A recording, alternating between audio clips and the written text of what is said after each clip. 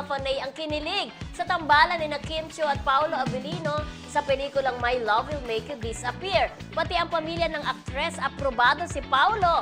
Sa isang black screening, natanong ang ate ni Kim na si Lakambini Chiu kung boto ba siya sa aktor. Ang sagot, syempre, oo naman. Ayon kay ate Cam, masaya si Kim at ramdam ito sa kanyang mga mata. Hindi na kailangang sabihin, kita mo talaga, inspired, anya.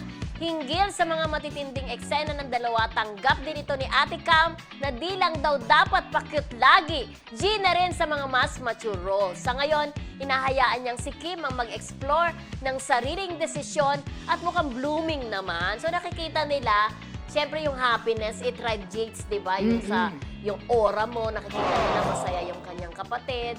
So boto ka. Kung ang kapatid mo naman talaga nakikita mong happy sa isang tao, of course. siyempre masaya ka para Natawa sa kanya. nga ako, akala ko, Oh. may nabasa ako, nagkamali. Oh.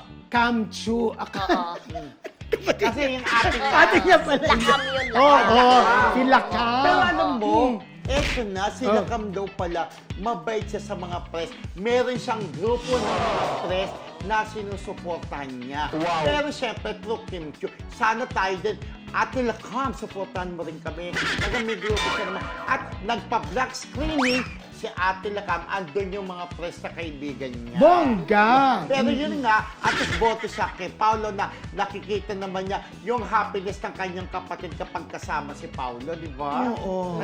Siyempre, Sino pa ba alam niya, naman ang ang happiness ng kapatid ko ay happiness ko na rin. Pero hindi niya inaamin na talaga magjowa na yung dalawa. Kasi kahit kapatid siya, wala siya sa posisyon para Sabihin. magsalita o sabihin kung ano ang talagang tunay na estado ng Kim Pao. Na ngayon, nasa Amerika pa rin ba? Oo. At grabe! Oh, 400 million na nga. Ano, 100? 100 million lang. Eh, gusto mo 400 going there. So talaga. 100 Pero okay million lang. na. Kasi Di ba ang makikilala galing? rin naman tayo ni Lakam. Ka-importante na acknowledge naman tayo mismo ni Paolo at saka Siya ni ni Kim. Kim. Yung Correct. Marisol Academy, Oo, di na ba? ina-acknowledge mismo nila, di ba? So, that's very, na rin, we should be thankful also. Yes, di ba? thank you very much. Kasi Say, Ate Lakam. pinopromote din nila yung Marisol sa ibang fans nila. Oh, Nanonood alam- ng Marisol. Alam na alam talaga ni Paolo ang Marisol Academy. Hindi, pati si Kim, sabi nga niya, nakikita niya yung mga clips, di ba? Oo, So, ibig sabi sabihin, niya. kung hindi man nila napapalitan regular, may nagpapadala. Kasi ang gaganda ng mga sinabi nila sa atin, ni Paolo at ni Kim. Correct. Diba? Thank you sa Correct.